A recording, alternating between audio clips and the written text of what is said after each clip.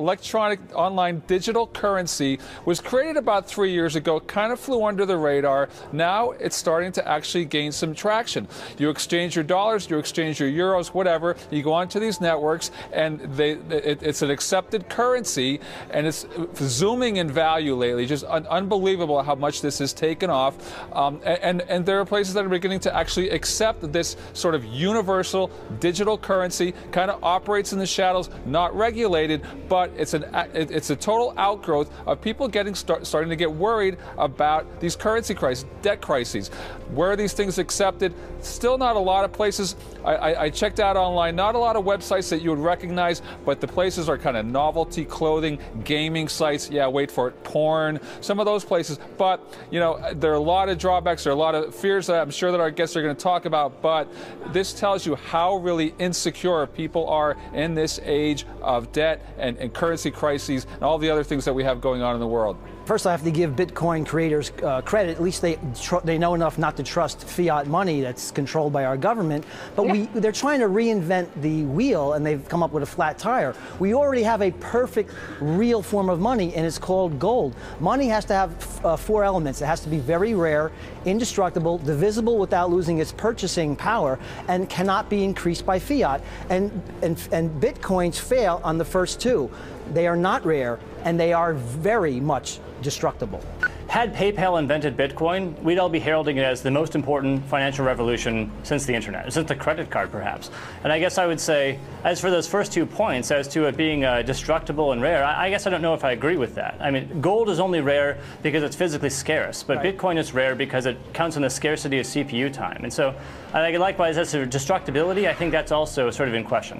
What are the chances of someone coming up with a counterfeit Bitcoin, and they present that to an end user, and they're accepting this phony Bitcoin?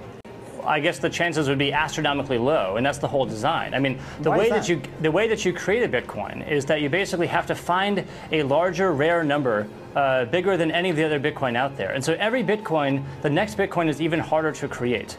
And so I'd say right now it requires vast amounts of CPUs, generally through Amazon Cloud and things like this, to create the next Bitcoin. So it'd be exceedingly impossible or exceedingly difficult to create a counterfeit Bitcoin. So hacking Bitcoin could be a problem, but what about someone coming up with a counterfeit that end users don't recognize as being counterfeit, and that eroding the purchasing power of all existing Bitcoin? Yeah, you guys, I guess one of my concerns here too is that, you know, there's a lot of stories about drug dealers using these kind of things, and I think it's just a matter of it's not regulated, it's not controlled. The whole Bitcoin market is about $1 billion. It's a novelty for the geek squad. I can assure you, if these became well promulgated, then the U.S. government would shut it down. And just to give our viewers some perspective, there's about $4 trillion in currency trading every day, and as Michael said, it's about $1 billion worth of Bitcoins. It has quintupled in value over the last year. Just since the Cyprus thing came up, it's up over 20%. Over the last month, or about a couple months, it's up over 40%. So it's actually getting some visibility out there. Again, you can go online and go to places where Bitcoins are accepted,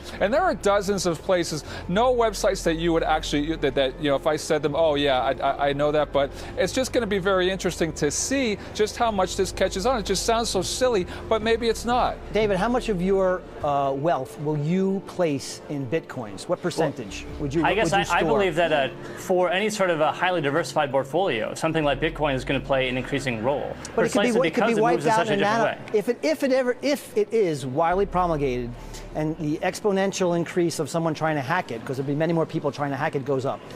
Well, I guess you're assuming that merely that because you can theorize the possibility that's going to happen, I would say. Your purchasing power can be wiped out in a nanosecond, and that's why it would never be widely accepted in this country. I hear you say that, but that doesn't make it true. And I think that there are people who spend a lot of time on this that might know this topic maybe a bit more and who would believe in it.